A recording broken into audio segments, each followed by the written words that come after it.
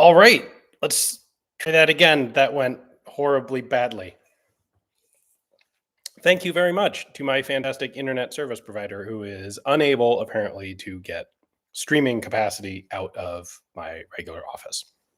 That seems to have been a problem that erupted like over this past weekend, last weekend, and never did fix itself. So sorry about that.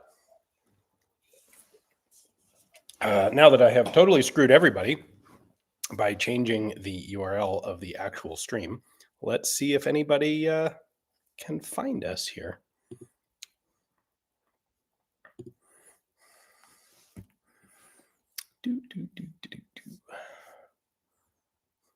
Hey, there we go. We've got a couple people in. All right.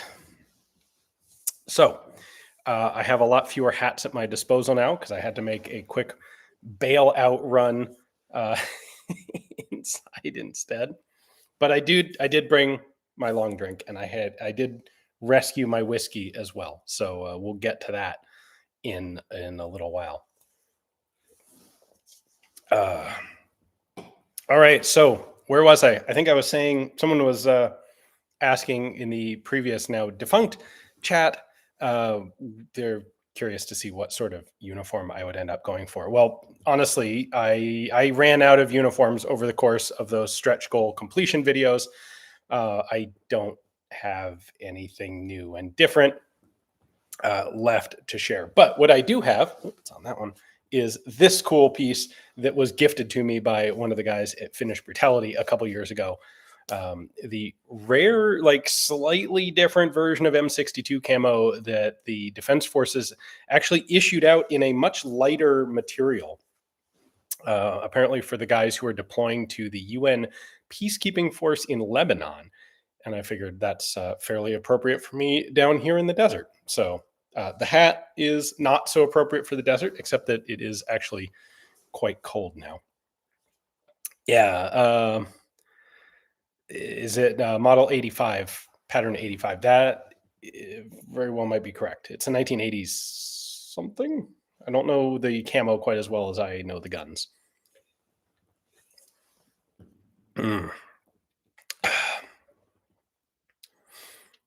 Will the SACO TRG be covered in the book? Yes. Hold on one moment, guys. Sorry. Let me just see.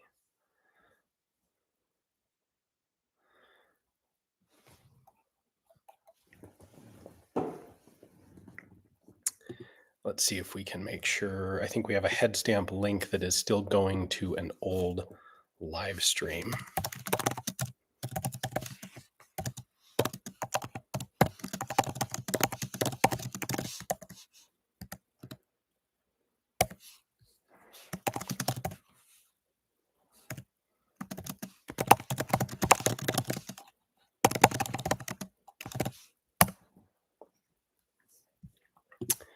All right. So SACO TRG, will it be covered in the book? Yes, but not in a whole lot of depth. We do have some really good pictures of a good military example of the TKIV 2000, as it's known in service. But it was one that was sort of an afterthought, to be honest. Sorry, one moment again.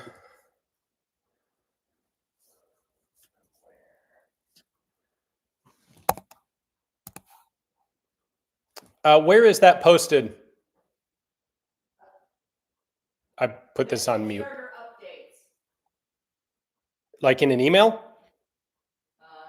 No, the main page. Oh, gotcha. Okay. All right. Sorry, guys. I do have to change a thing in and on the backer kit or on the Kickstarter updates so that we have the correct live stream link for the folks who are backers and got that backer update. Let's see if I can do that here real quick. There it is.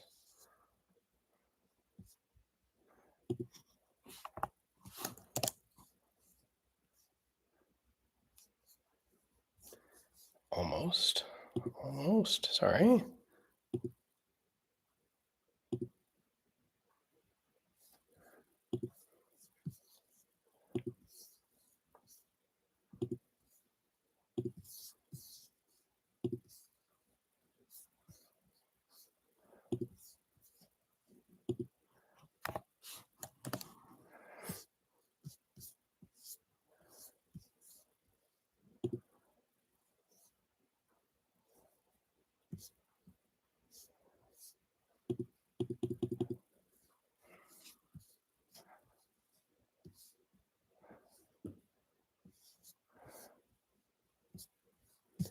And the answer is no, I cannot figure out how to change that update to the current stream. So we're just going to delete it instead.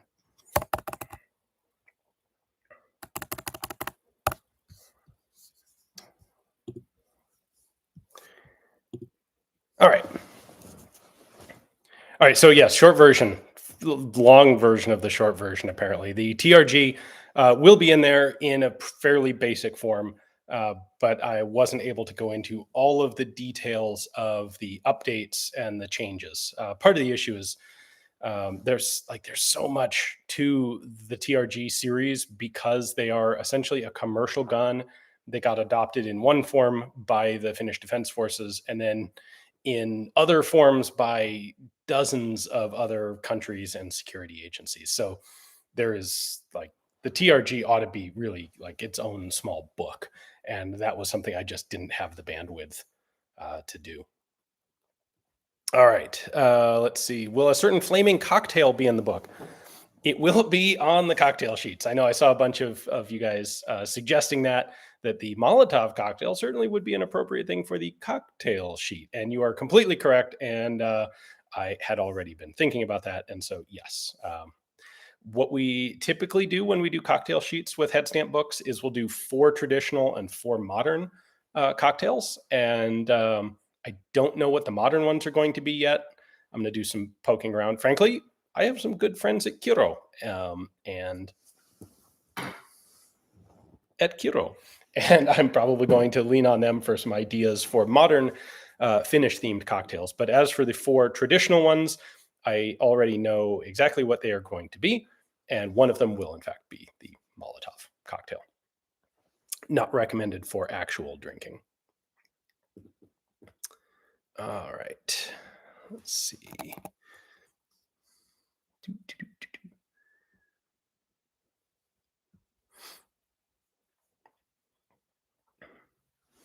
Will the K-22 program be covered in the book, the SACO AR-15?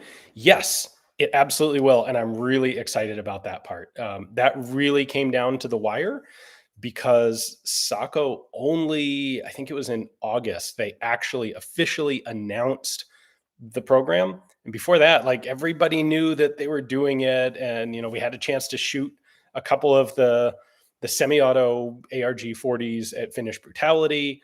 And there's publicity statements going out there from especially the Swedish military, but SACO was unwilling to talk about it until they officially released it. They can be a very tight-lipped company when they want to be. But at the last moment, I had a trip out to Finland a couple months ago, and I had a chance to talk to some of the guys who are involved in the program and get a really good lowdown on exactly what's been going on and what's coming in the future. Not specifically, but like what the steps of the adoption process are, where they are right now. And we got pictures of a bunch of the actual trials guns. So it's kind of funny. It turns out the K-22, so they call it K-22 was the program. K stands for experimental in Finnish. And then it's the ARG-40 is the official name of the 5.56 rifle family, and ARG-50 is the 7.62 NATO rifle family. And it turns out like the adoption program or the trials program for that system was not that different than trials programs they did for the RK-62, the AKs, and for the KVKK-62 light machine guns, where SACO actually produced on their own prerogative. They knew the defense forces were going to be investing in a new 5.56 rifle. And I think they probably expected it was going to be an AR pattern. And so they proactively developed an AR and supplied a pile of ammunition and a batch of ARs with some gas piston and some direct impingement versions in a bunch of different barrel lengths, and just gave them to the Defense Forces and said, basically, here, try these out and play around with them and see what you like. And so we got pictures of a bunch of those, the actual testing guns from that process. So that was really cool. The short version, if you haven't kept up on the exact news, is the Finnish Defense Forces get those guns and they do testing on them for a while, and they come to the conclusion that, yes, this is a good idea and we will go ahead and do this, but we have a tremendous amount of 7.62 by 39 ammunition still, and there's not an immediate urgent need to replace the RK-62, but there is a much more urgent need to replace the designated marksman's rifles, essentially to finally get rid of the TKIV 85s that are still Mosin Nagants in their heart, and the Dragunovs, which were never really up to the expectations that the Finns had for them. We need to get rid of that stuff much more urgently than we need to replace the standard infantry rifle. So we will get an AR, but what we want to do first is go through the process of choosing and adopting a new DMR. And so they did that, and that's going to be the ARG-50, which is the 7.62 NATO version of, well, SACO's 7.62 NATO AR-10, essentially. And they're adopting it it's going to get two different sort of service designations. It's the same base rifle, but with two different optic setups. So one's going to have like a magnified, I think a Steiner optic, if I remember correctly, and that's going to be the sniper rifle. And one's going to have, I don't think they've formally chosen the optic yet, but it's essentially something like an ACOG, and that's going to be the new designated marksman's rifle. They're both the same core gun, but with different optics and different ammunition, probably, to serve sort of different tactical purposes. So that process has been more or less completed, and it's the TKIV 2023. While the Finns were doing that, the Swedes were adopting a little dinky infantry carbine. Now the Finns are going back in and going through the process again to formally adopt the replacement for the RK-62 infantry rifles. And they had, like, when I was last there a couple months ago, they hadn't officially technically decided if the infantry rifle was going to be 5.56, 7.62 NATO, or 6.8 by 51, which would have been a tremendously stupid thing for them to do. Fortunately, they didn't. But they have now, just in the past month or so, formally announced that it will be a 5.56 rifle.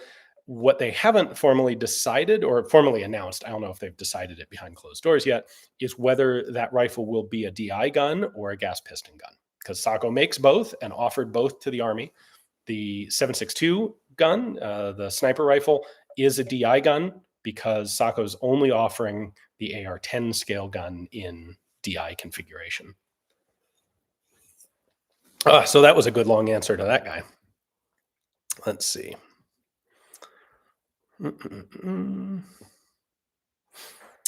Thank you to whoever put up a notification with the new link on the Pepperbox Discord. I appreciate that.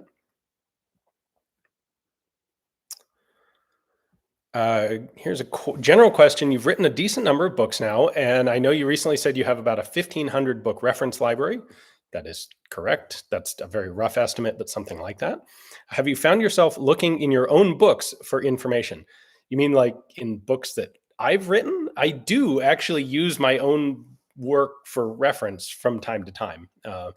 If there are details, I mean, obviously, if I need to look up details on a French issue rifle and I can't remember them off the top of my head, yeah, my first stop is going to be Chassepot de FAMAS, because I know I wrote it down in there and I did all the research to get it right in there. I do occasionally use my own stuff as sort of a quick reference guide for Soviet and American World War II guns as well, having done those two books as well. A question: how much info is in the book on the Ulani carbines? A little bit. We have a small section because when we did photography with the Army Museum, we did photograph an original, authentic, correct, like surviving Ulani carbine.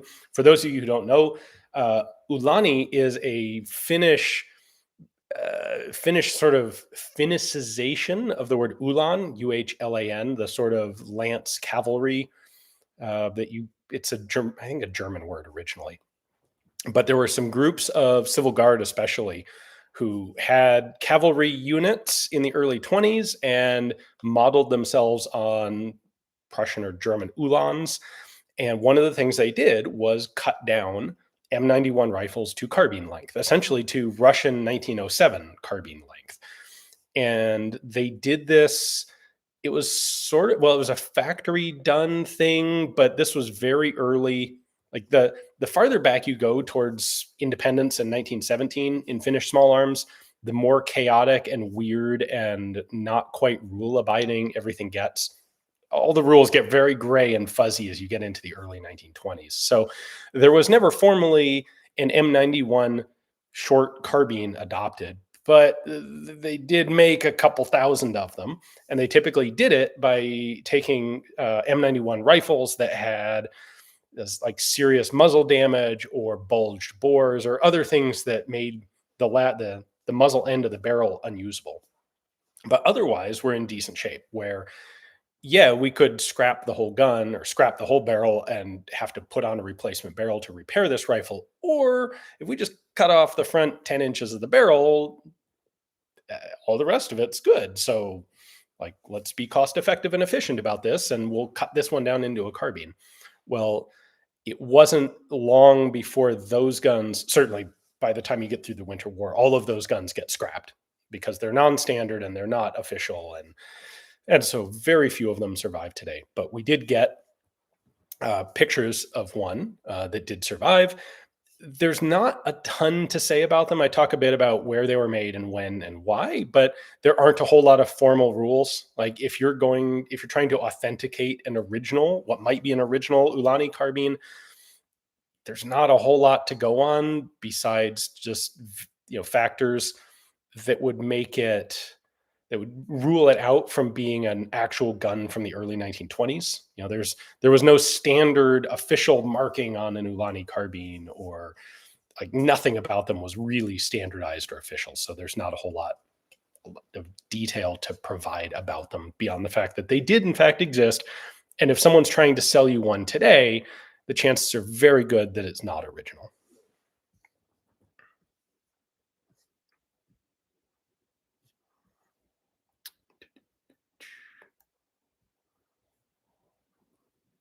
Any discussion of the AKs the Finns bought from China and the GDR in the 80s? Yes, this is another one that I don't go into a lot of detail because they're pretty generic East German AKs and Norinco AKs. But I do talk about when they were purchased and why they were purchased. And this is done in the context of the RK95 adoption. RK95 went through a long development process and an expensive development process. It's kind of a ground up reimagining of the Finnish AK because they had the opportunity to do it. And the Valmet was getting all sorts of cool new CNC equipment. And, we have these new things that we need on a combat rifle. So let's just kind of like start with a clean slate, design a brand new receiver and go from there. And then kind of like right about the time they've spent most of the money on the development program to get this thing sorted out and to make it really cool and good, the wall comes down and the Soviet Union collapses. And all of a sudden, East Germany's got hundreds of thousands of AKs to get rid of that they don't want anymore. They've actually got a tremendous amount of surplus military material. And the Finnish Defense Forces go in there and just buy up stuff for pennies on the time, I guess it would be either the euro or the mark. And right about the same time, they also, like, there's a realization of we still actually have a lot of Mosin Nagants in reserve service. And that's just downright embarrassing. Like, it's 1991. This design is literally 100 years old. And if we have to mobilize tomorrow, we're going to be handing these things out to like an embarrassing number of guys still. We need to fix this problem immediately. Let's buy some cheap Chinese AKs and just take care of it. And so between the two, they end up with a couple 100,000 additional AKs. And then the politicians look at it and go, well, we don't need to spend money on this new RK95 thing. Like, it's really expensive. And we just bought 200,000 dirt cheap AKs that are just as good for reservist, emergency mobilization sort of reserves. And the RK95 program very nearly got completely cut, like without guns being made at all. SACO really had to scramble. By that time, it was SACO and not Valmet. Really had to scramble to sort of get a consolation prize contract for a couple of years, just so that they didn't have to shut down the entire wing of the factory essentially overnight. So anyway, I talk about Chinese and East German AKs in the book in that context of how they were involved in the RK95.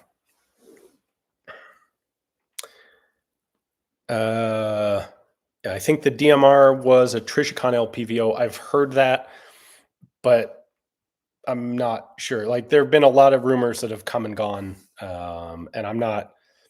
I wouldn't count on it until we actually see an official announcement from the Defense Forces that this is what we have adopted. We have pepperbacks in the chat. Yes, so I did have a Pepperbox exclusive video today because a couple days ago I had the chance to do some shooting with a post-86 sample LS-26, which was a really cool opportunity. Those guns are ridiculously rare here in the US, even in post-86 re-welded form. And one was out at a shoot that I went to a couple days ago, and the guy offered me a chance to shoot it, and I wasn't going to turn that down. So I figured I might as well film this. I really can't post full auto footage on YouTube anymore.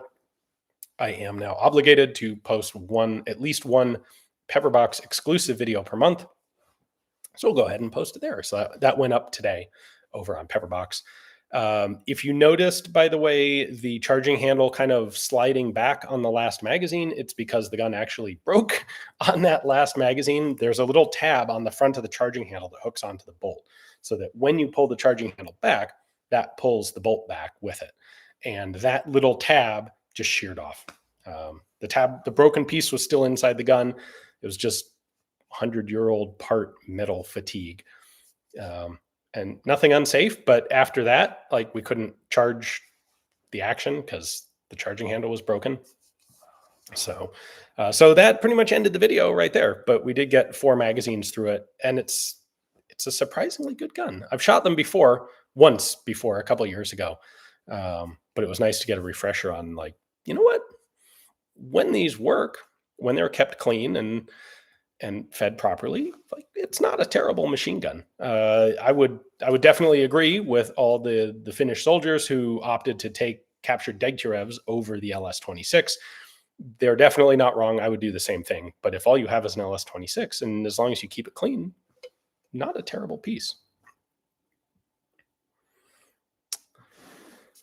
The only pistol I own is a 5.7. Should I get a PS90? I would say only if you like what a PS90 is. I wouldn't buy it just because it's another gun in a caliber you already have. But if you like, PS90s are kind of cool.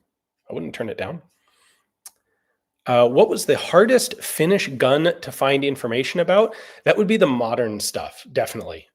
Honestly, the new SACO ARs.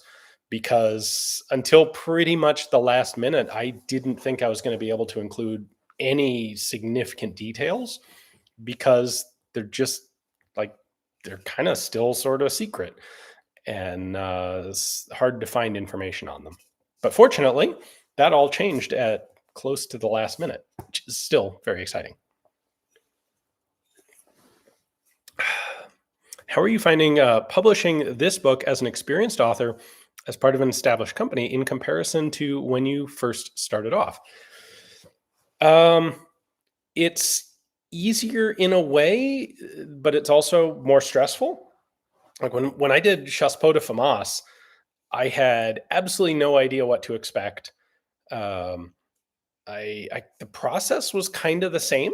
I'm pretty happy with the way that I went about actually the actual writing process, and a lot of the elements in the book and in the Kickstarter process are very similar to what we did with Chassepot de FAMAS because it worked really well, and the end product was pretty awesome, and you guys liked it. I was really happy with it, so we've maintained a lot of that.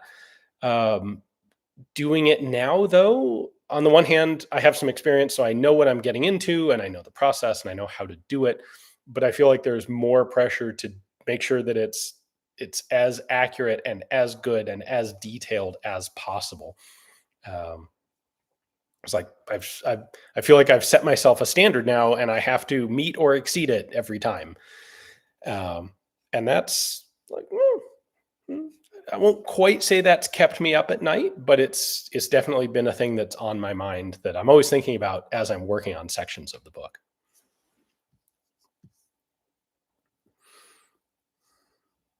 Let's see.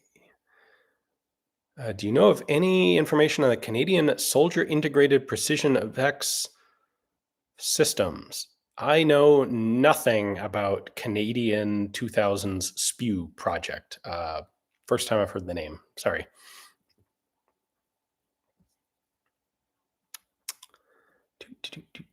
Is there a section on the L39 20mm? Yes, of course there is. There's actually, I mean, it's the smallest chapter, but there's an entire section or a chapter on anti-tank rifles, which involves two anti-tank rifles because that's all that the Finns made. But the L39 and the L39-44, if you're not familiar with it, the 44 is the full auto anti-aircraft gun conversion of the L39, which is kind of wild and remarkably simple for them actually to make. It turns out actually they didn't make any L39-44s. Sort of what they actually did was make L39s with all the parts required to just swap in to convert them to full auto, and then they sold those as not sold. They sold them to the army as like a package gun. Like you get the L39 in its transit chest with its magazines and its skids, and also, by the way, all of these parts to drop in to turn it into an anti-aircraft full auto piece. Kind of wild. And they did a real seesaw on that. So the guns start off as anti-tank rifles. There were two of them in the Winter War. They were still very much an experimental thing that hadn't gone into full production when the Winter War broke out. But then they got over 1,000 in the continuation war, and they were good at the very beginning, and then they kind of shift into becoming pretty much obsolete for use on tanks. But they discover that, hey, like we've got a lot of positions that are getting strafed by things like IL-2 Sturmovix, and those things are fairly well armored, and 30 caliber rifle ammo doesn't do a very good job of damaging them, but that 20mm HE out of the anti-tank rifle, that's a great thing to shoot at an incoming Soviet ground attack plane. So they actually set up a lot of anti-aircraft mounts for standard L39s, which then led to a decision or a question of, hey, what if these would be more effective if we could, mag dump in full auto at 300 or 350 rounds a minute. So what's involved in converting that? They did it right at the end of the continuation war, discovered that the guns can't really handle it. They pretty much just beat themselves to death. Convert them back to semi-auto, surplus off a bunch of them, which came here to the US, which we have. Everyone's seen those cool old advertisements. But then before they get rid of the last batch, the helicopters start becoming a thing. And so actually, even in semi-auto, modern airplanes now, late 50s, early 60s, modern airplanes are getting a little too fast for this to be of any use, but helicopters still a viable thing. So they end up staying in storage for a while as potential anti-helicopter weapons. Although that never ended up actually getting used.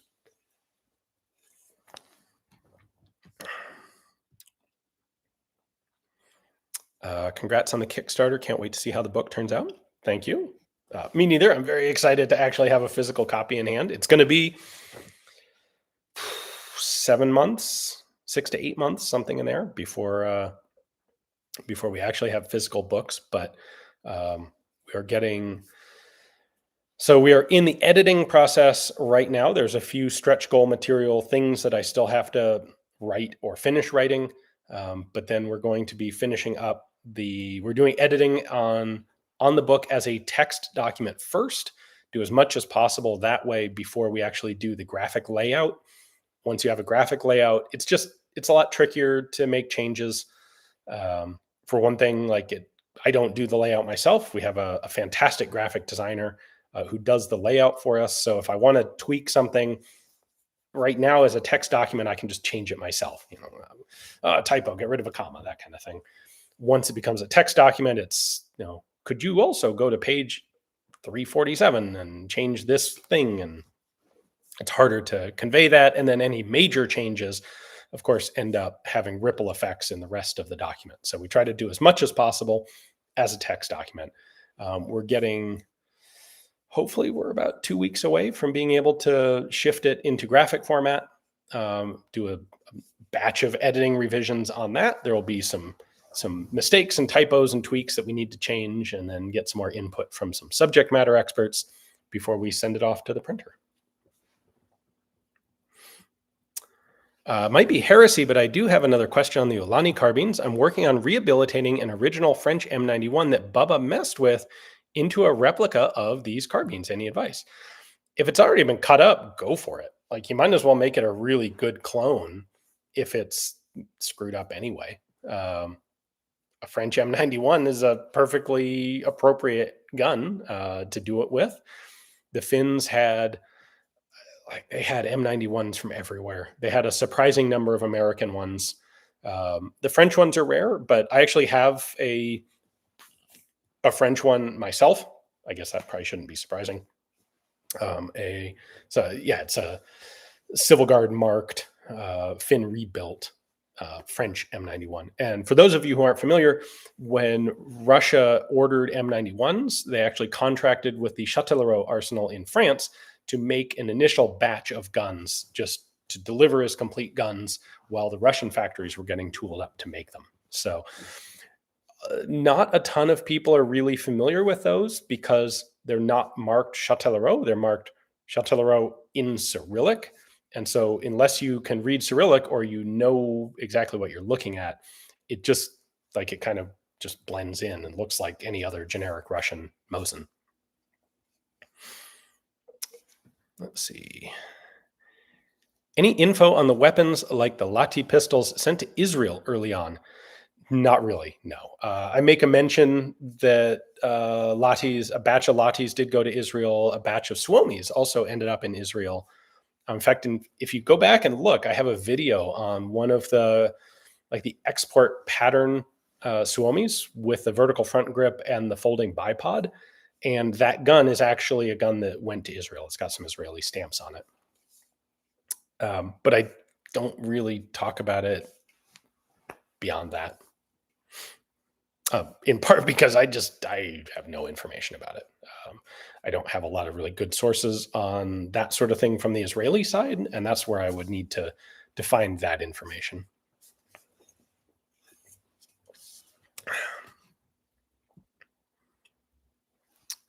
Yes, really, a 20 millimeter anti-aircraft rifle.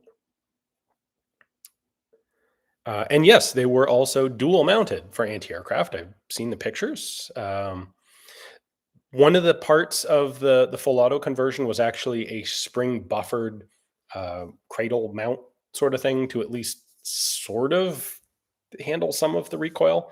And then, of course, they were always mounted on stands. Typically, actually, what they made was a mount that is conceptually very similar to the thing that you use to put a Christmas tree up. It's a sort of a cage that goes, let me go back a bit. You would take about a 4-inch in diameter tree, chop it off at 5 feet up. And then the mount is this cage that goes over it and has 4 screws that lock into the tree stump on all 4 sides. And then the gun sits on top of that. So you're essentially building tripods out of trees wherever you need one, which is something you can do in the forest in Finland.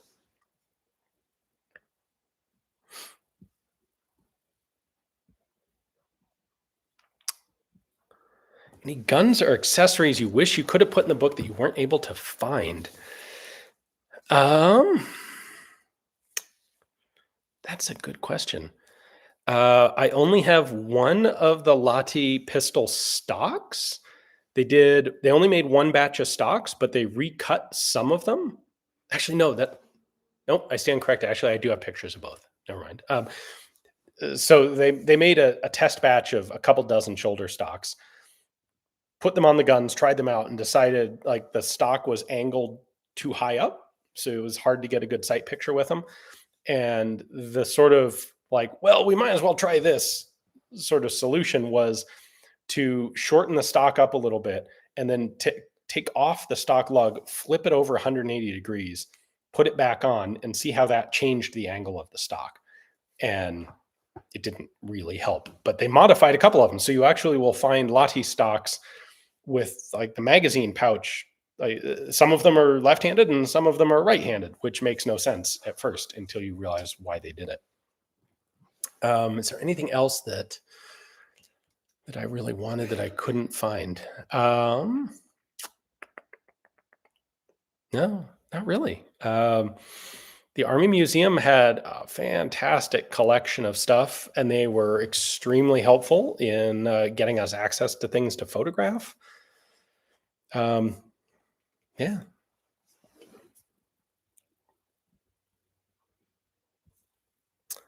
I love the posters. I grabbed the 3-pack and they are getting framed. Awesome. I'm really happy with those. I think they're going to be really cool, and I'm looking forward to having a set of them myself. So yeah, posters like those. My wife's probably not going to let me hang them in the living room, but one on Mosins, one on Suomis, and one on AKs. If I'm going to be honest, the Suomi one is probably my favorite because it's the one that really like let me check every single little vaguely autistic box. I've just been informed that I am correct. We will not be hanging those posters in our living room. But when I realized that we had good pictures of all 3 of the foreign versions of the Suomi, the Swiss one, the Swedish one, and the Danish one, and we could add those to the poster, that made me very happy. That was really cool. There's always sub variations that don't make it on there. The only thing we don't have on that poster, to my mind, is a Swedish 37. We have the 3739, which is the 9 Parabellum version, but we don't have the original 37 in 9x18. And I don't think I've ever actually put hands on one of those guns. They're pretty rare. Ultra Torrent says we are getting so close to 600K. Oh, shoot. I am just informed that this is actually still sitting as an unlisted live stream. That's really embarrassing. Let me see if I can fix that. Oh, geez. No wonder. How about public? All right, guys. We're going to have a whole bunch of people showing up now, I suspect. Sorry about that. Well, I don't need to apologize to you. You're already here getting it. All right, so I am told we are very close to 600. Let me take a look and refresh. Where is the Kickstarter? 600 would be super cool. All right, we're at just under 594. So we got a little over an hour to go. Might happen. That's going to be really close. We will see. All right. Oh, yes. Yes, here they come indeed. So if you're just tuning in, we've been going for like 40 minutes now because I was an idiot and forgot to change this from unlisted to public until just now. So I apologize on that. Let's see if I'm going to be able to keep up on the questions here. Let's see. Did the Finns have their own version of the Carcano, and is it in the book? Yes and no. It is not in the book because it is a gun that the Finns did not manufacture and did not do any real modification to. The only thing they did to the Carcanos was stamp an SA mark on them. They got M38 Carcanos in 735 Carcano. Essentially, they got the guns that Italy kind of decided to unadopt because they couldn't deal with the logistics. Italy went back to 6.5, And the Finns ended up with about 75,000 7.35 millimeter Carcanos, which they pretty much hated. There are some pictures of them being issued out. They did not go to frontline troops. They went to, like, you see pictures of guys guarding roads and checking papers with them. I think there were some anti-aircraft units that got them. A lot of sort of second line home guard type of use, where they are a rifle and they do work, but the Finns did not like them. They didn't like the fixed sights. They didn't like having to deal with the ammunition. I don't know how much ammunition they actually got for the guns, but it probably wasn't all that much. After the war, they were very happy to get rid of them. In fact, there's a fascinating story, I think. Tikkakoski built 10,000 M44 submachine guns right up to the end of the war. And 10,000 of them is not enough to replace the Suomi as a standard military submachine gun, but it's too many to just sort of glaze over and throw away or forget about or stash. And so in the 50s, they were actually getting ready to run plans to restart production of the M44 to build enough of them to actually take all the Suomis out of service and replace them with M44 submachine guns. And then Sam Cummings from Interarms stepped in, and he was interested in their Carcanos because that's a gun that he could sell in the United States to the civilian market as, some cool piece of World War II surplus. And the Finns had absolutely no use or interest or desire for the Carcanos and were excited to get rid of them. And Sam Cummings had like 75,000, he actually probably had more than that, but 75,000 Sten guns that he'd ended up with that nobody in Europe really needed 75,000 Sten guns in the early 1950s. Most of the major military powers had their own new development programs for new submachine guns. And Sam Cummings can't really sell Sten guns very effectively in the US because they're machine guns and the NFA and the tax. This would have been like a $10 gun, if that, maybe a $5 gun with a $200 tax on it. So instead, he offers to trade them to the Finns for Carcanos. And essentially, they just swap like 75,000 Stens for 75,000 Carcanos, plus a couple thousand other miscellaneous oddball, unusable guns, machine guns mostly, that came into the US. So interestingly, for a very long time, until fairly recently with the Ethiopian imports, most of the 735 Carcanos in the United States were ex-Finnish guns, and they have SA, Finnish Army property stamps on them. Which is a very long way to answer the question that I didn't bother putting them in the book, because they're another one of those guns that the Finns got as military aid, put a stamp on, issued out, or didn't issue out, as the case may be. And if I was to include all of that stuff, I would need to double the length of the book just to talk about guns that are already pretty well covered in other books. We've got a couple of books out there on Carcanos and Italian arms that cover the M38 really well, and they had no real huge impact on Finnish arms development. Let's see. BCM 3087 said, I think they had those and Arisakas early on. The Arisakas I do have a little more coverage on. There were a couple very minor modifications that the Finns made to Arisakas, mostly regarding the magazine release.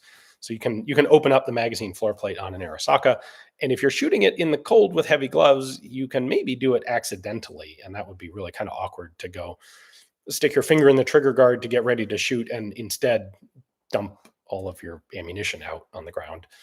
So there are a few modifications made to ameliorate that problem. And the Finnish Civil Guard used Arisakas for a brief period. So I don't talk much about them, but I've got pictures of a couple of the standard basic variations that were in Finland. And they're definitely covered in terms of some introductory material about what were the guns that Finland started out with and what did they do with them, what happened to them, that sort of thing.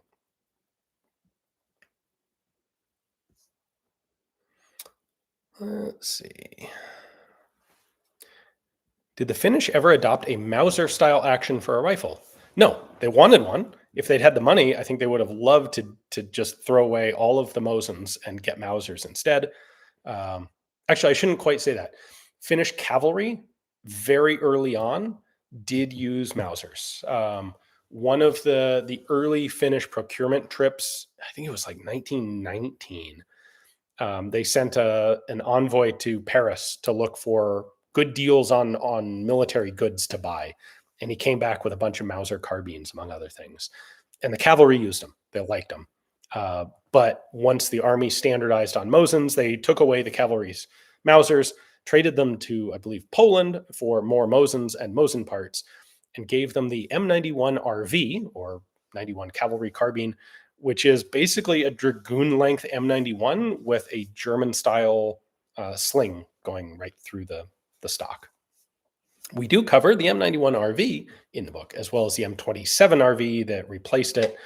And I think I actually have one picture of a Finnish Mauser 98 AZ carbine, because we did actually take pictures of one at the Army Museum. They had, I believe they had an original cavalry one that survived somehow.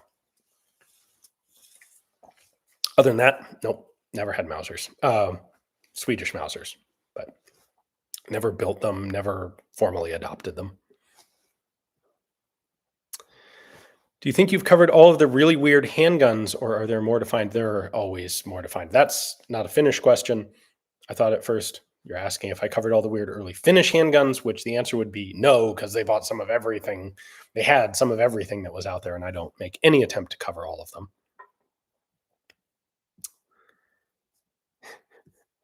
He's not reading any of our comments in the public chat. He's just babbling at this point. He said so much to drink, he's not listening to any of us. I'm listening to you, and I'm reading your comment right there. Let's see. I may be way behind in the comments here, but any mention of Finn bayonets? Yes, I have an entire appendix on bayonets, and I cover all of the standard, I think, like pretty much all of the bayonets. M91 RV, M91, the 27, 28, 2830, 2830, 35, the RK62 bayonets, the M39 bayonets. I have the M42 bayonet in there, which was a cut down 27 or 28 pattern.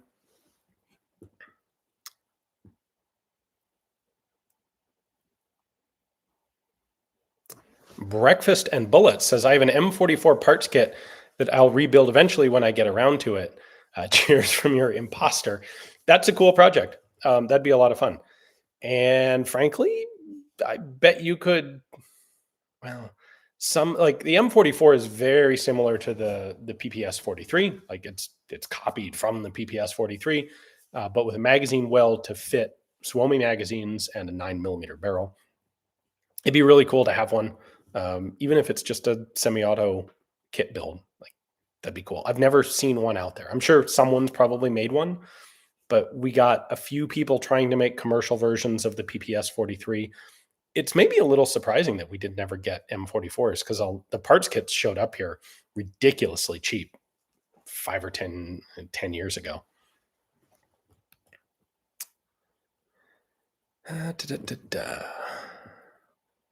What country after Finland are you inspired to write another novel for? It will probably be a little while. So I've kind of been alternating between the more coffee table style books and then the more serious research books. And so I've got a couple of coffee table ones that need to get covered before I take on another really serious book. We've got the World War II series to do, and probably some more Cold War books. But the next one, well, here, I'll give you a hint. The posters that I have up here, we have Finland, France, and Japan.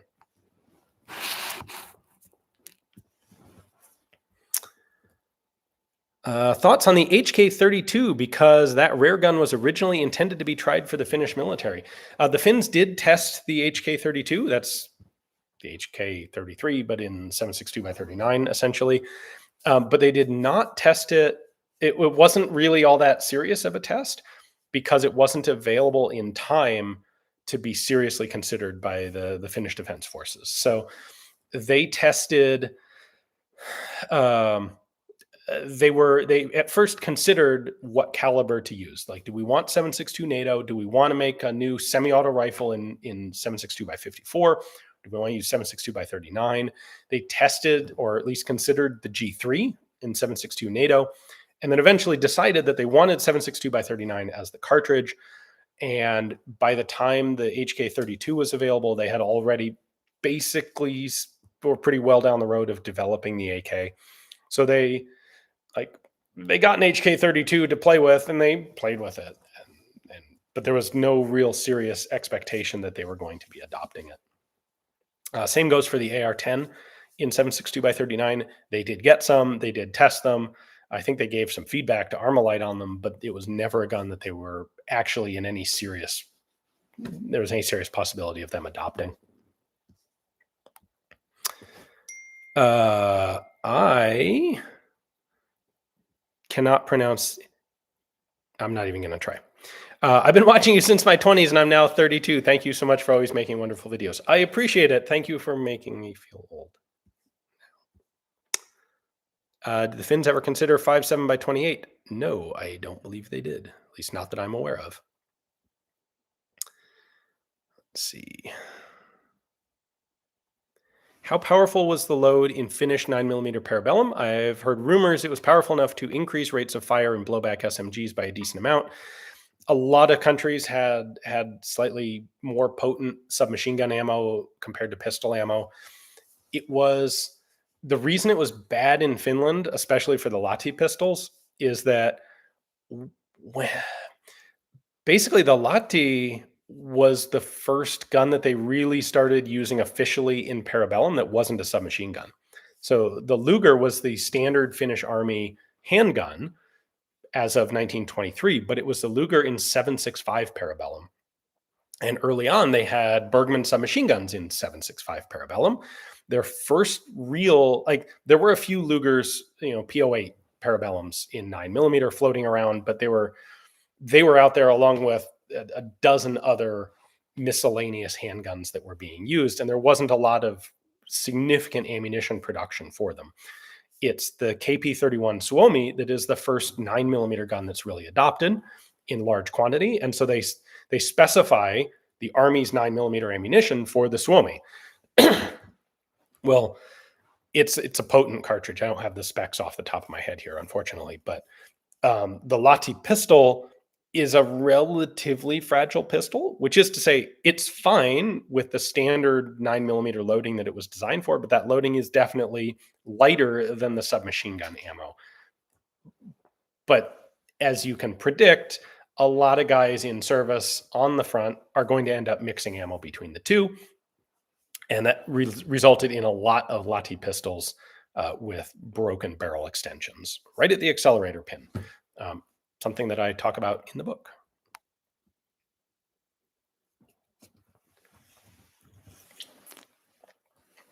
I have both the World War II US and USSR coffee table books. I'm looking forward to the next one. Thank you. That's awesome. The next one we're going to be doing is UK. We're going to do Britain next, and then Germany, and then Italy and Japan. And I haven't figured out how we're going to do all of the other countries. Like, the more I think about it, the more I feel like it ends up being two separate volumes in order to cover all of them effectively. But we'll see. Britain's the next one for sure.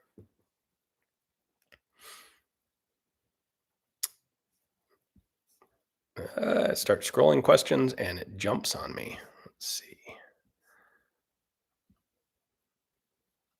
Did the Finnish ever produce any lever guns broadly, or did they not have much focus on them and stick with bolt actions? They didn't produce any lever actions at all. They used some Winchester 95s that were Russian Army leftovers. And there are some pictures of them. Like, I found, you can find pictures of them in service. They were, once you get past Mosins and Arisakas, the next most common pattern of gun in Finland, militarily sort of speaking, when they get independence, is the Winchester M95. But they don't keep them in service very long because they're third most common, but there aren't a whole lot of them. Not enough of them to do anything really substantial with.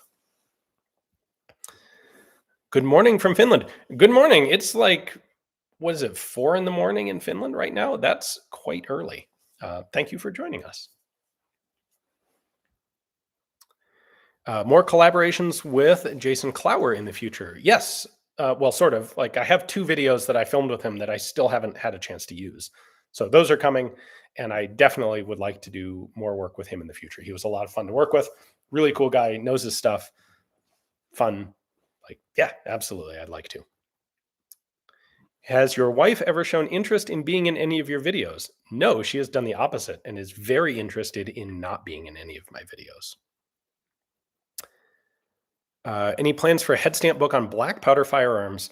Probably not from me, but if we found an author who had a plan for a manuscript for something black powder related, that'd be awesome.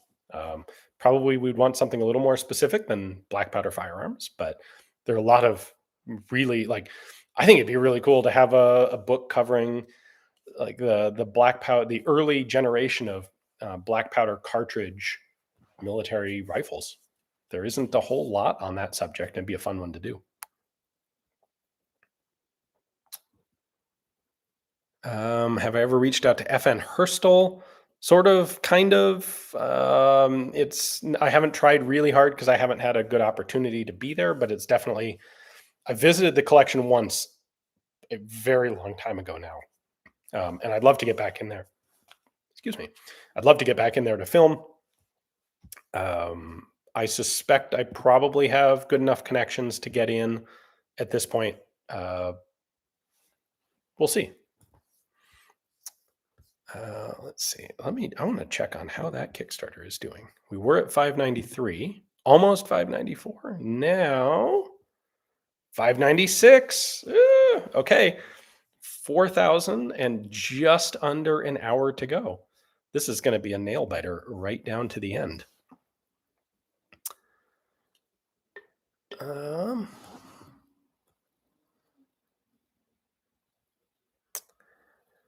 An AR-10 7.62x39. I never heard of that gun. Well, that's because they made like 2 of them. There's only one country that had any possibility of buying an AR-10 and 7.62x39, and it was Finland. And they were too late to the party, which is kind of the story of the AR-10. They were kind of too late to everybody's party.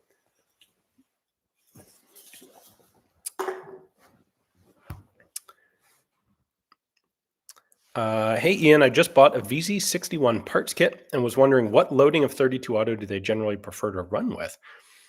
I have only ever used standard commercial ammo in them, and they ran fine.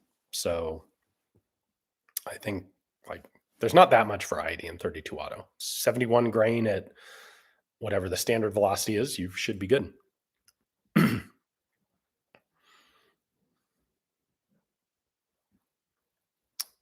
9mm versus 38 Super, who wins?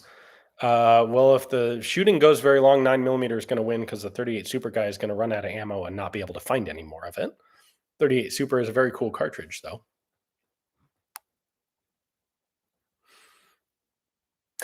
Just randomly thought about this Kickstarter and said to myself, oh yeah, I should check that out, only to discover you were live for the last hour of it. Well, good timing. You should get yourself a copy. Don't forget that they are, we have the Kickstarter exclusive cover, the frozen white and silver foil cover, which I'm excited. It's going to look really cool. This will be the first time we've done something quite like that, and I like the twist, and I think it's really appropriate to the subject matter.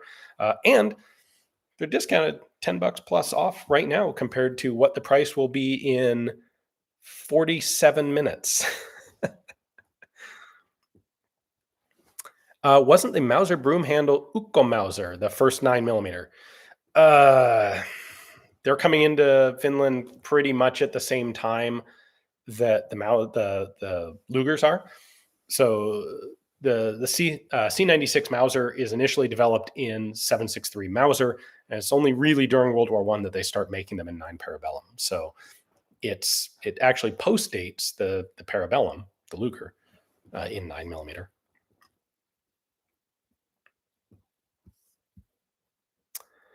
The AK Crusader says, what gun did you review that surprised you by how well it worked? The one that comes to mind first, which is sort of this, is the Ohio Ordnance H-Car. I got one of those because I thought it was neat. Like, oh, that's a funny, I don't know, a funny meme gun, maybe you call it.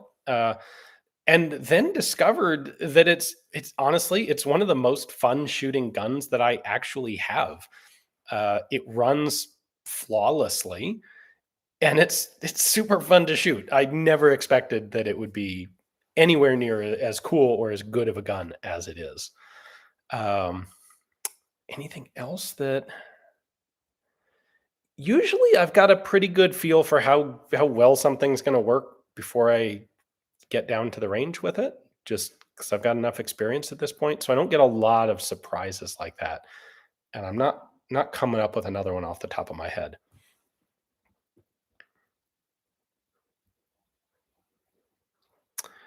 Good afternoon from New Zealand. We're about as geographically separated from Finland as you can be, but any plans to visit this part of the world?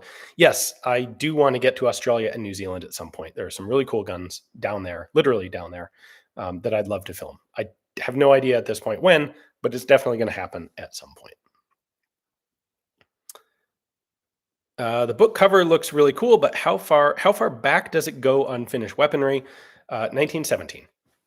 Like I mentioned Berdan twos, sort of in historical context, but the oldest guns in there are M91 Mosins, which Finland got starting in 1917. Do I have a Puukko collection? I don't, but I actually want one. One of the things that I want to do the next time I'm in Finland is find myself just a standard generic issued Puukko.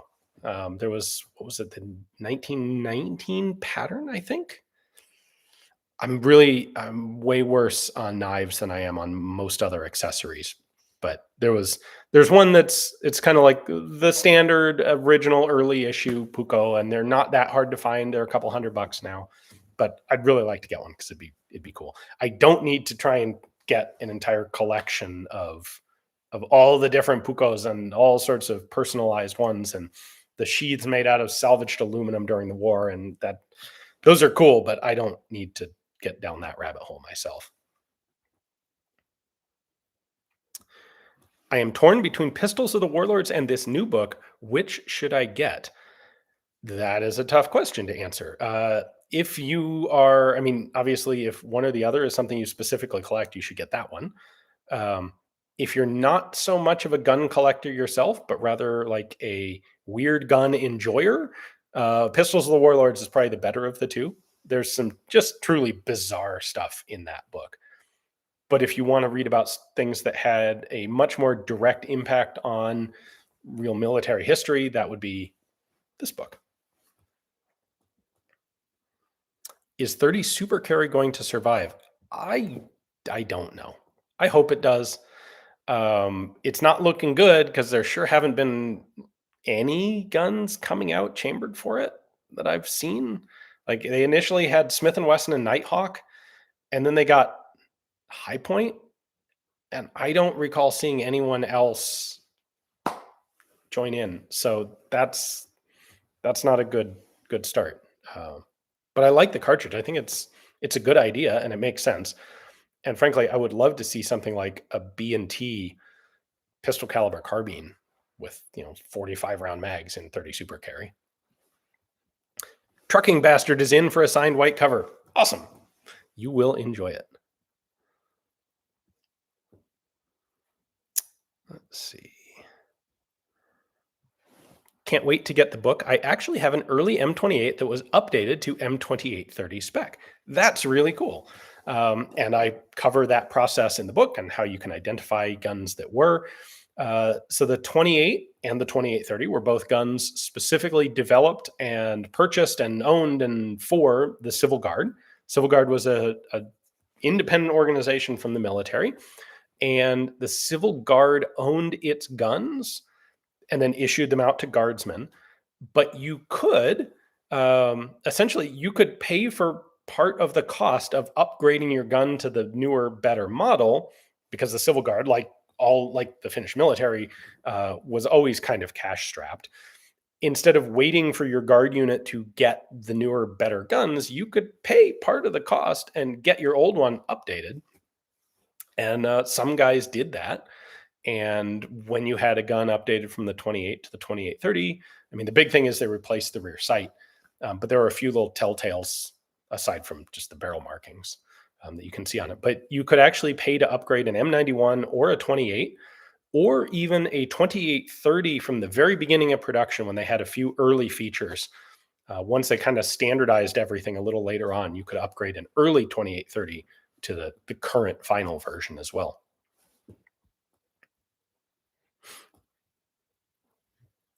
It is now 5:20 in the morning in Finland. And yes, it is Finnish Independence Day because it's December 6th there. So congratulations, guys. Happy Independence Day. I'm sorry that it's not on a weekday, so you don't get the day off of work. Do you have any full... this thing likes to jump around. Someone was asking, do I have any full kits or just bits and pieces of military surplus? I have a few full kits, not a ton. There it is. From I'm Afraid. I do actually have a complete M62 kit. I've got all of the web gear for M62, and that's pretty cool. I sort of have complete winter war kit too, because that was like a belt and a bread bag, and that's it.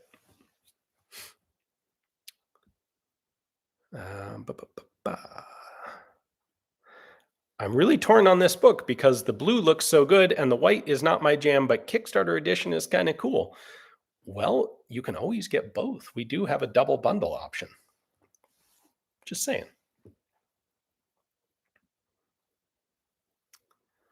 Let's see. Happy Finnish Independence Day to all my fellow Finns. Presumably that is a Finn in the comments here.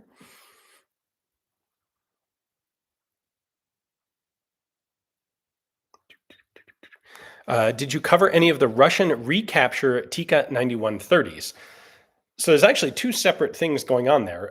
There are Russian recapture, Finnish capture M9130s, which are kind of a cool thing. And I don't touch on them in the book because they're not really relevant to the book. But, well, let me come back to those in a minute. The other thing is the Finns captured a boatload of 9130s, and they actually really liked the 9130 and used it quite a lot. And by the time you're getting towards the end of the continuation war, they're capturing enough 9130s that they actually have to put together a logistical program to maintain and repair them. And they do actually start up production of new barrels for 9130s, so that if they have, shot out, worn out, rusty barrels on a 9130, they can just replace it with a brand new one. And there's thousands of those that are manufactured. And I do cover those in the book in detail. And Tika was making the barrel. Tika Koski was making the barrels for them. The recaptured thing is kind of interesting in that it's something we have uniquely here in the United States collector market, where it's a gun that would have started as a Soviet 9130. Finland never. So when Finland became independent, the 9130 obviously didn't exist. All the Finnish guns in inventory were M91s, and then the Finnish patterns of Mosin that are developed from the M91. So 27s, 28s, 2830s, M39s. There are no M9130s in Finland until the Winter War, when they start capturing them. That was never something that they bought from the Soviet Union. So you'll get captured 9130s, which of course are all going to have barrel dates like before. Well, Winter War capture ones are obviously pre-1940, pre-1939. But they were also captured during the continuation war into the early 40s. Anyway, you'll get a Russian gun that's captured, and then the Finns would often, after 1942, they'd mark SA on them as an army property mark. And then late in the continuation war, the Finns, like early in the war, they advance quite a ways through Karelia. And it turns into kind of stable trench warfare. And then late, they get pushed all the way back to the Winter War borders. And as they're getting pushed back, the Soviets are capturing Finnish gear. And so the Soviets actually recapture a number of 9130s that the Finns had already captured. And I've seen a couple of them here in the US, and I have one where it's like a 1937 dated gun.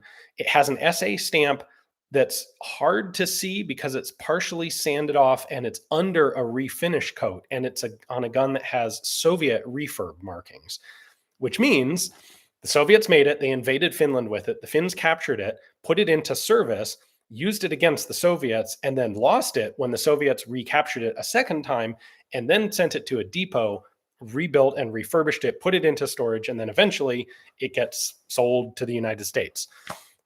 Like, those don't really command a collector's premium, but I think it's a really cool example. As I've said on videos before, I really like the guns that have like a lot of discernible, traceable steps in their history that you can find.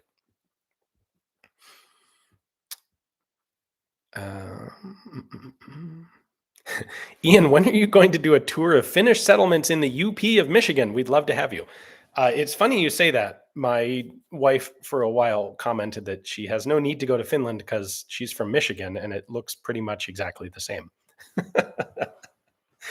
I've changed that opinion. We're going to be dragging her out to Finland at some point here, but let's see. Do you have a video on the M27 RV, and why is there only one Finnish Mosin carbine? I do. Yes, I did film a 27 RV. It's on the channel. Just do a search for M27 RV and you'll find it. Why is there only one? Essentially because guns are expensive. The Finns didn't have a lot of cavalry, and by the time they're making the M39, it did not make sense to have specialized guns aside from snipers. Perhaps it's like one standard thing that we can make a lot of. The horses are kind of out at this point. We don't need a cavalry carbine. So technically there are like 3 different Finnish cavalry carbines. The M27 is the only one, well, that's both standardized and formally adopted and a carbine gun. The M91 RV is technically, officially a cavalry carbine. It just happens to be a dragoon length Mosin Nagant. So it's 28.5-inch barrel, which is not very carbine-like by most people's standards.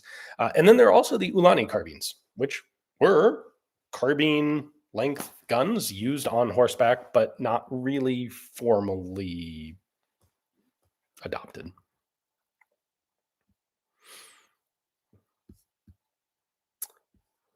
Let's see. Someone's asking, will I do a book on Polish guns? Almost certainly not, just because I don't have good context, good material, good reference information. But it'd be really cool to read one. If someone publishes one, I'll definitely buy a copy of it. That'd be awesome. And if someone is an author who is planning to do a good book on Polish small arms, like especially Polish AKs, like I'd love to have a companion volume to Rifles on the Danube covering Polish AK development. Headstamp would be very happy to publish that book. Let's see.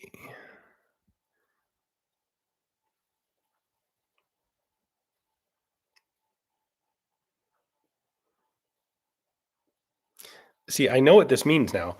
Suomi 92 torilla tavataan, which is Finland has been mentioned. Everyone meet in the marketplace. I've seen that many times now.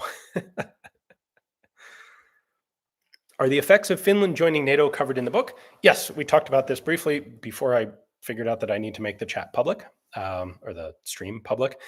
I do have, it's an epilogue section, but I do have a section on Finnish adoption of the AR platform, because just in the last couple of months, I was able to get really good access to some of the trials ARs. We've got photographs of them in the book, and the backstory on how that program went. So, yep, that is definitely in there.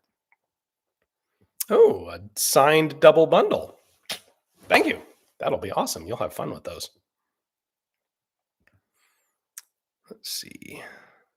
Yeah, there we go. I have one of those recaptured Tikas built on a 1938 receiver and export marked by Molat. Yeah, exactly. That's what I was talking about. Oh, I'm told we have breached 600. Let me do a quick refresh here. Is it true? Could it be true? $600,181. Thank you guys. That is awesome. I really wasn't sure if we were going to make it. James Rupley, who did all the photography for the book and a partner of mine at Headstamp, was asking for my prediction if we would hit 600. And I was like, it's going to be really close. So, James, if you're watching this, yes, we did make it. And we've still got half an hour, so who knows where it'll go now. You shoot a lot of labels. Any thoughts on the 348 Winchester cartridge or the 8mm 348 Wildcat? Like it, dislike it, utility. I hate it. I've never actually fired a round of it, but I hate it anyway because a lot of labels got mangled mangled is maybe a bit strong, but got rechambered to 348 Winchester or 8.348 in order to avoid this ridiculous French prohibition on civilian ownership of military caliber firearms, which was dumb and which sucked. And a lot of proper original military rifles got modified because of it. So for that reason, I have a grudge against 348 Winchester. All right, I need to take just a moment. My long drink is empty, but I have this cool stuff, which is medium quality cut cognac that I actually really like. So I'm going to go get a glass. I will be right back.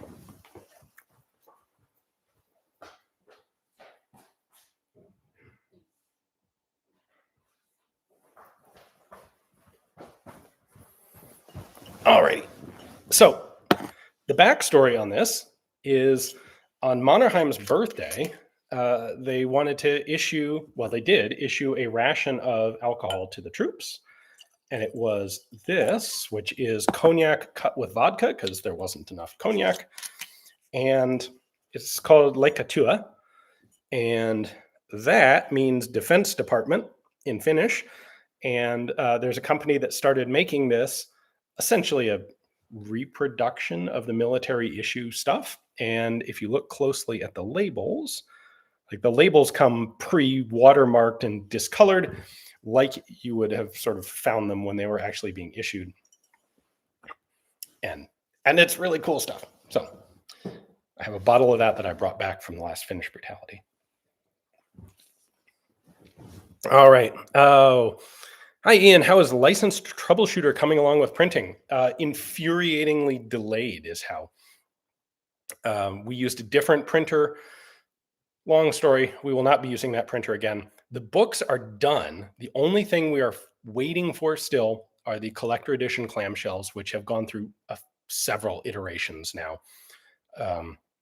This printer was not in a good position to make these clamshell cases, and we didn't realize it at the time. So we've had to revise them several times to get them up to the standards that we have. The current, what is hopefully the last version, the sample was supposed to arrive actually at James's place today. I don't know if it did or not. If it didn't arrive today, it should arrive tomorrow. And hopefully with any luck at all, we will be able to check, like sign off on that and get everything shipped. And then it'll be here in probably 2 months. And we'll be able to actually send them out to you guys. That has been our longest delayed book ever, and it's really irritating. And like I said, we are not going to be using that printer again. We're definitely not using them for this book.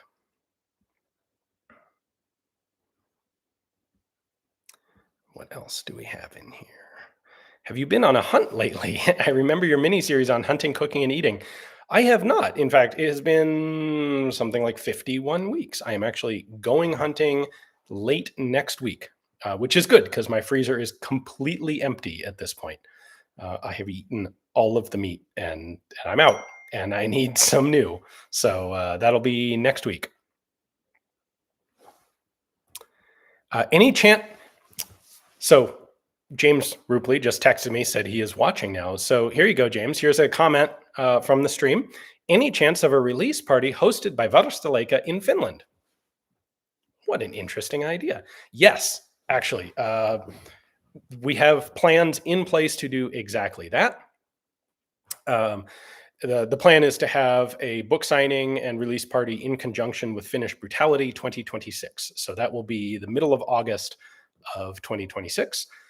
things will have to go quite severely bad for us not to have books in hand by then. So with any luck, books will be well in hand, and we'll be able to do a book signing, and we're gonna make it a banger of a party with Herstal. We've been talking to them already. We've got a few ideas in place. It's going to be really cool. They're excited about it. I'm excited about it. So yeah.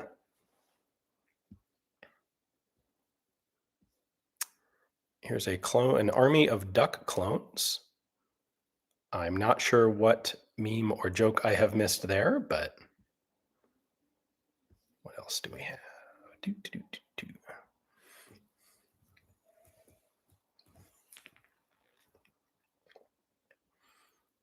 Every time Ian does a new book, my wallet screams in horror, and I back the biggest edition. Thank you. My apologies to your wallet, but do I have a Finnish M40 helmet? I do, actually. I bought one that was manufactured post-war. The Finns, obviously, the Finns, especially during the only during the Continuation War, got a lot of military aid from Germany. They had such a goofy assortment of helmets by the time the Continuation War ended. They had a little bit from everywhere: Soviet, German, Finnish, you name it. World War I, World War II. But after World War II, they needed to get helmets. I think they wanted to standardize helmets, and they actually found a German helmet maker who still had the tooling in the late 40s, early 50s, maybe. What was the date? I can't remember what the exact official model date of the helmet was, but they bought brand new production German M40 helmets from a company in Germany that still had the tooling to make them, but it was not until the 1950s. And a lot of those ended up being sold as surplus. And a number of years ago, I bought one of those when I was over in Finland. So I have an assortment of Finnish helmets. I've got that. I've got one of the it's actually a World War I Austrian helmet used by the Finns. And I've got one of the 1917 Solbergs, which was a helmet made for the Russian army in Helsinki.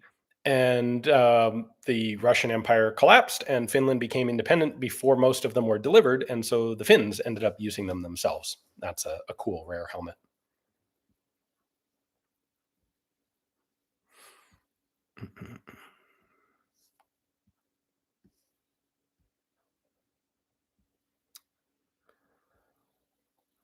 Let's see.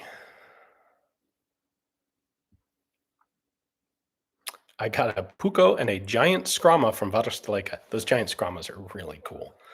I have one. I have nothing to do with it. I don't know what I'll ever do with it, but man, it is super cool. It's like a Puukko machete. Thoughts on the Thompson chambered in 30-06?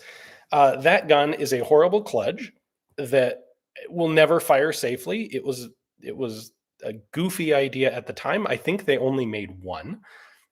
It's got those, if you look at it, it uses basically a BAR magazine with these added blocks welded onto the side. Those blocks are from one of the early 1923 pattern Thompson auto rifles. There is a felt oiler pad inside the magazine on each side to oil the cartridges. That gun will never run safely. You could probably fire one round through it. They only ever made one. They didn't do any real testing with it. It's neat. I'd love to film it at some point, but no one should make the mistake of thinking that it is a functional firearm.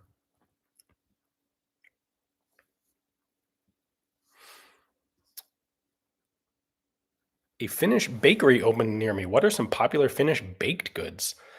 The one that comes to mind, is baked. Karelian pies, which is like a little bit of crust, about that big, with what do they put in? It's rice pudding in the center, and then you're supposed to top it with like a 50-50 egg and butter mixture.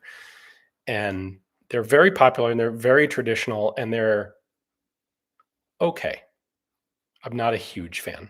I don't dislike them, but I think they're more popular amongst those people who grew up with them from a very young age.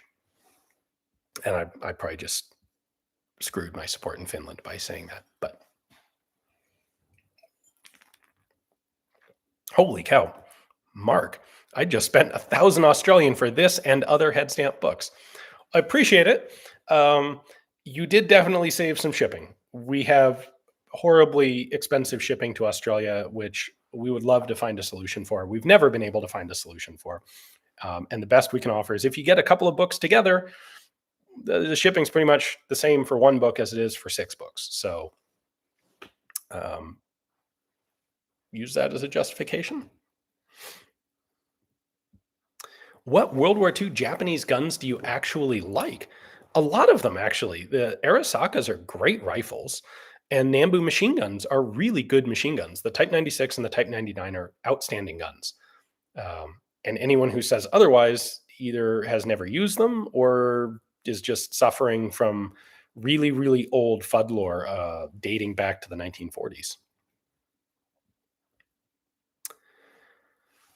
Machiavelli's something says, I have your Russian arms book. Was Germany's superior? It appears so. Were Germany's small arms superior to Russia's? Some of them, yes. Some of them, no.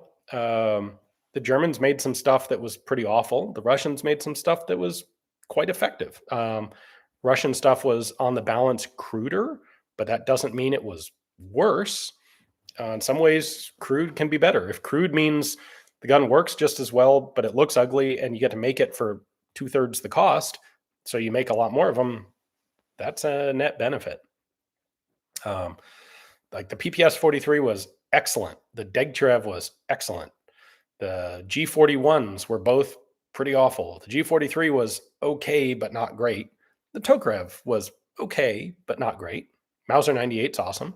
The German machine guns are pretty good. The MP40 is very good. Is Forged in Snow a coffee table book or a reference book? It is very much a reference book.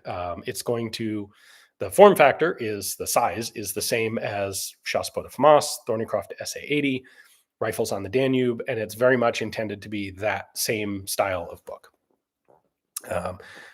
Everywhere possible, I have serial number tables in it, production date tables, as much background detail on production as I can get. Photographs are just as high quality, but they're going to be presented a little bit smaller because it's a physically slightly smaller book. It's looking at this point, I think it's going to be 600 pages probably. My word count is 10 or 12% higher than Chassepot de FAMAS right now. But yeah, it's definitely a reference book. My goal is for you to be able to pretty much identify any Finnish rifle that you can find in the United States in this book. And it's also going to cover a whole bunch of stuff that you'll almost certainly not find in the United States.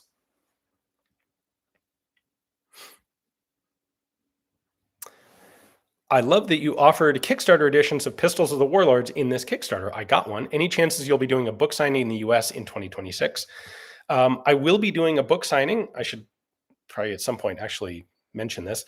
I will be at SHOT Show this year. Well, I'm at SHOT Show pretty much every year, but the weekend after SHOT Show is the Las Vegas Antique Arms Show at the, is it the Wyndham? It's not the Wyndham. The Las Vegas Antique Arms Show. It's the weekend after SHOT Show, and it's a normal gun show open to the public. And I've gotten into the practice of doing a book signing there every year. So this year it'll be Friday, the last day of SHOT Show, first day of the weekend. I'll be doing a book signing. I'll have new books available for people to purchase, but if you have something already, absolutely bring it if you're in the area, and I would love to sign it. As for Pistols of the Warlords here, yeah, we always do a little bit of an overrun because the last thing we want is to run short of an exclusive edition that we don't have any way to reprint a small number of. So we print a little bit more than we actually need. But because they are Kickstarter exclusive books, we only sell them in Kickstarters. And we realized, James and I realized actually just about a week ago that we actually still have a few copies of Westgate. Sorry, I've just been informed it's the Westgate Hotel and Resort in Vegas for the Antique Arms Show. Anyway, James and I realized we still have some of the purple Kickstarter exclusive edition Pistols of the Warlords books. And like we should get rid of those. Like, we don't need to still have those in inventory taking up space in the warehouse. So they are available as an add-on for any of you guys who sign up and back the Kickstarter campaign. 65 bucks. So a discount on those, and it's the cool purple edition. Until we did this frozen edition, that was definitely my favorite of the special edition covers. Let's see.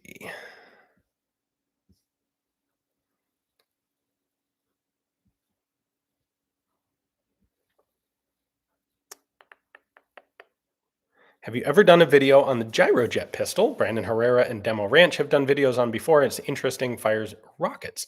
I have. I've actually done several videos because there are gyrojet pistols and carbines, and I've covered both of them.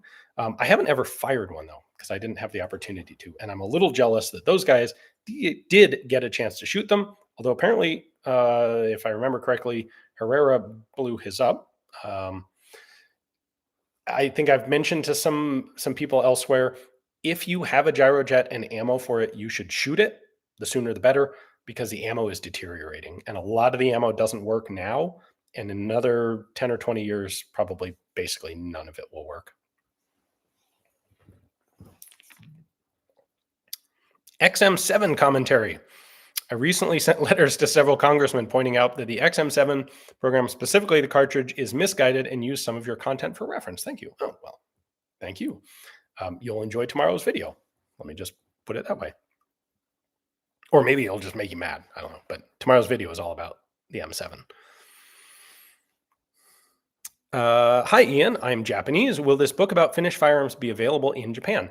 Yes, we're more than happy to ship to Japan. We will ship to basically anywhere, with a very few exceptions. And Japan's not one of the exceptions. So it will be expensive to ship to, but we are happy to do it. And you can sign up in the Kickstarter, and it'll let you put in Japan as your shipping address. Let's see.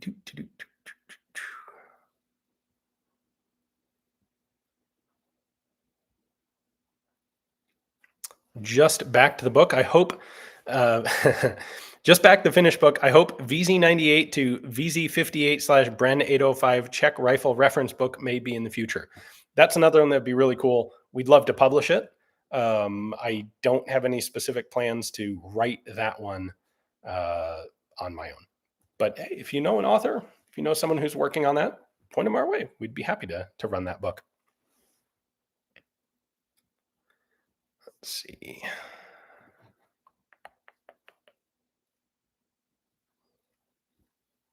Any chance I can get my hands on an EF88 Ostire? Maybe. It's possible. I did just talk about going to Australia. That's certainly one of those things that would be probably more readily accessible in Australia than anywhere else. All right, I want to go back and check the Kickstarter again. Where are we now? Is it still going, or did we? It's still going. We're at 602.5. Nice. You guys didn't just hit 600 and then all abandon it. Cool. Regarding Cold War battle rifles, will there be any downtime between the pre-order and the normal sales? Not really. So pre-order is available through Headstam's website and will remain available until the books actually arrive, at which point, like as soon as we've got all the pre-orders shipped, it just shifts to regular ordering. We are expecting those in 11 days. They were supposed to arrive this week. The shipper sent us a delay at the last minute. They're now expected to arrive on the 16th, and we will immediately start shipping them out as quickly as possible.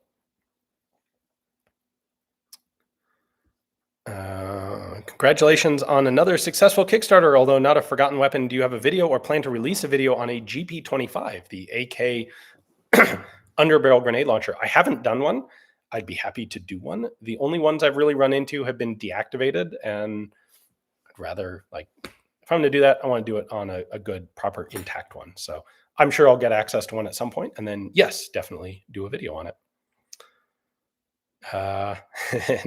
Yankus the Great has vodka waiting at home, but is right now the designated driver for 3 people.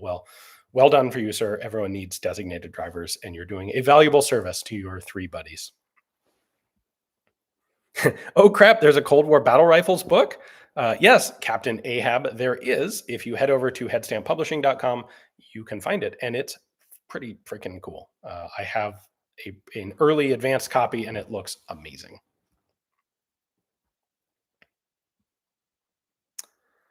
Randy says you do indeed need to get one of the Pistols of the Warlords book.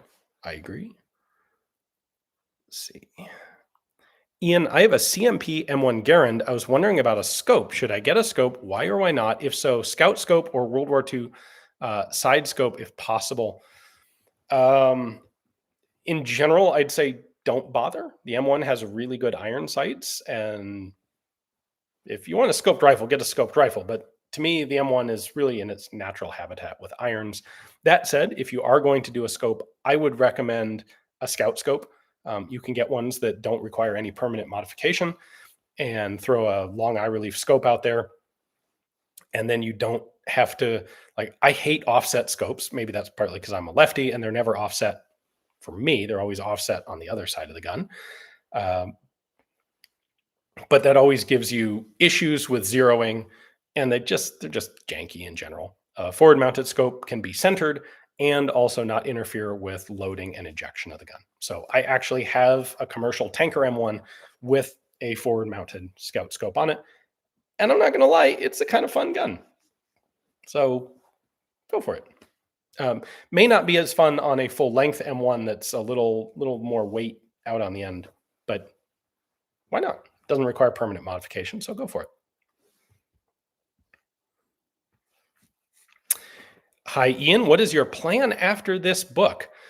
First, I'm going to relax briefly. And then the next book that I am going to be doing is Small Arms of World War II UK, the British edition in that series. That's the next thing I've got planned. After that, I don't know. We'll see. James has been pushing me to do a Forgotten Weapons book about forgotten weapons, which could be pretty cool. I've resisted doing it because I don't have a really perfect picture in my head of how exactly, like what exactly that would be, but that could be a lot of fun for a project. So maybe. Good book for Korean small arms. You had a World War II small arms book because that's most of what was in Korea.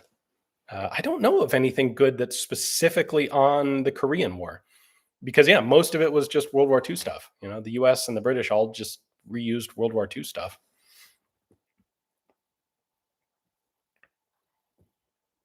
Let's see.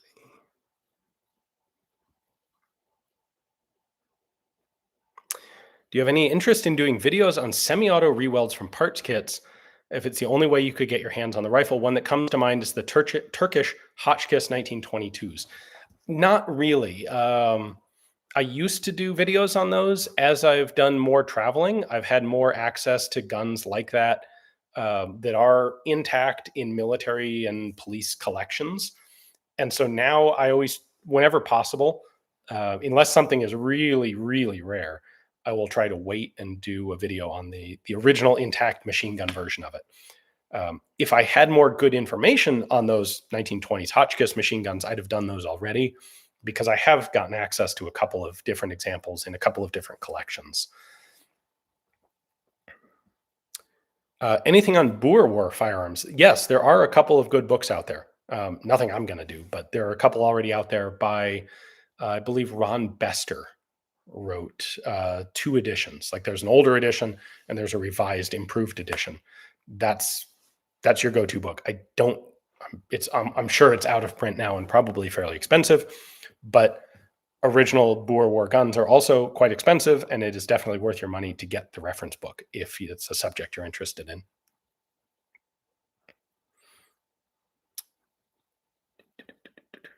Have you heard that Lionheart Industry is going out of business? I have. It's unfortunate. They did good guns. I think they just weren't able to compete in the current market. We have 7 minutes to go, by the way. We are in final countdown here on the Kickstarter. And we're up to 604. Awesome. Will you do a video on the Mark 19? Yes, eventually. They're big and heavy and clunky, and But yes, eventually I will. Do I cover the 20 millimeter Lahti in this book? We actually already covered whether I cover the 20 millimeter Lahti, perhaps before you joined the chat. And yes, I do. We've got the L39 and the full auto conversion L39/44.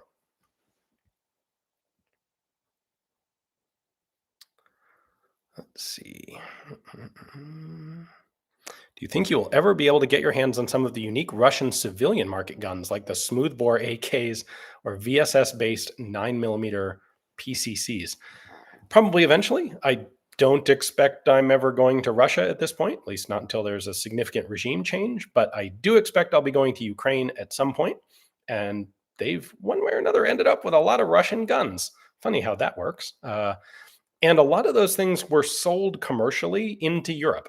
So actually, a good example is later this month, I have a video coming on a Russian PSS captive piston silent semi-auto pistol that was sold commercially, sort of commercially. It ended up in a private collection in Europe. And so a bunch of this Russian stuff, some of it trickles out. And it's interesting enough that as I run into it, I will most likely be doing videos on it.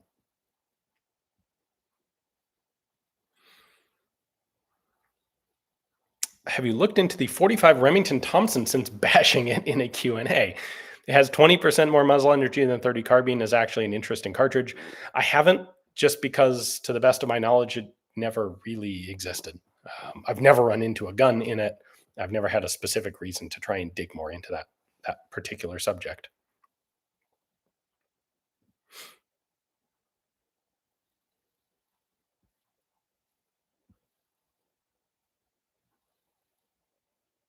Why do you love Frenchy things? Oh, and dope ass car. I caught the James Reeves video on your sewing machine on wheels. Hella cool. Thank you. I like the French stuff because it's different. It's weird and it's different. And everyone else had just Mausers and some other generic Mauser with a different crest on it. And then the French built their own totally different things because they're French and they're going to do their own thing, whether it's better or worse. And that makes them interesting. The Finns, by the way, are really interesting in this light because they took the worst guns out there and had no option but to work with them. And so they spent a lot of time turning them into some actually pretty darn good guns.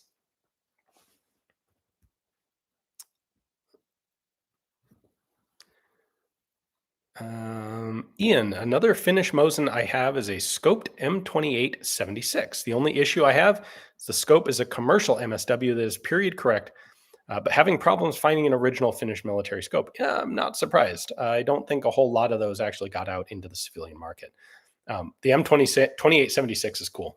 That's one of those, like, starting in the 60s, almost the 50s, the defense forces like didn't bother to make a sniper rifle so much as they made civilian competition rifles that could be pushed into sniper service. And so you get the 2766 and the 2876 that are both really look more like competition guns than sniper rifles, but they're pretty cool. And we actually got a bunch of 2876s surplus here into the US.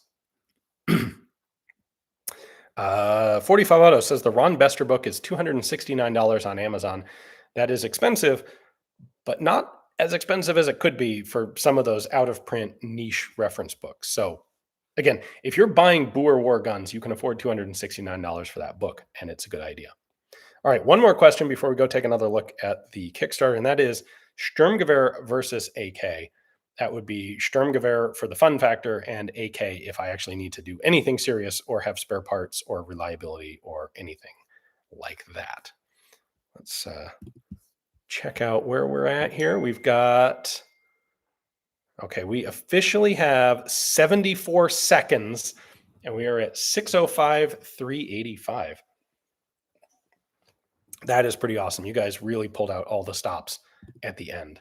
Like, we normally see a bump at the end, but not usually this much of a bump. 6:05:568 and under a minute to go now. This is cool. Now I just get to sit here and hit refresh and see what happens with it. The other really cool number here, honestly, is the number of backers, which is quite substantial. 3,768 individual backers, which is awesome. Like, that tells me that you guys are really interested. So, all right, 30 seconds. I think we're pretty much, sounds like we're pretty much done. If you want the Kickstarter exclusive cover, you want the discount, and you haven't pledged for it yet, you're just about out of time. You've got 13 seconds. And that might not be enough time to actually get a pledge all the way through. 7. I think we got like one more refresh here before. There we go. 0 seconds. The official final tally, 605,568. You guys are amazing. Thank you very much. That is awesome. Some of the other, I know some other people in the military, like small arms reference book publishing world, and they are continuously in somewhat annoyed disbelief at how many books we are able to pre-sell. So that's all from you guys. Thank you very, very much. All right, I'm going to go with one more question here that came in from Wait What 3707 before my voice is completely trashed and I need to go to bed. The question is, any other weapons that mix East and West designs, i.e. RK62 and R4? So you've pretty much nailed the two